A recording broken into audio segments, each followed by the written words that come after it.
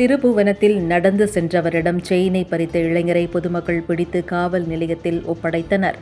சிவகங்கை மாவட்டம் திருபுவனம் பகுதியைச் சேர்ந்த சேங்கை மாறன் தனது குழந்தையை பள்ளி வாகனத்தில் அனுப்புவதற்காக திருபுவனம் மாரியம்மன் கோவில் பகுதியில் சாலையில் நடந்து சென்று கொண்டிருந்தார்.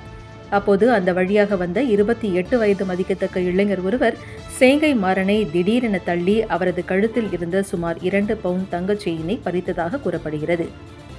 இதனைத் தொடர்ந்து சுதாரித்துக் கொண்ட சேங்கை மாறன் பொதுமக்களின் உதவியுடன் குற்றவாளியை விரட்டி பிடித்து பறிக்கப்பட்ட நகையையும் மீட்டுள்ளார்.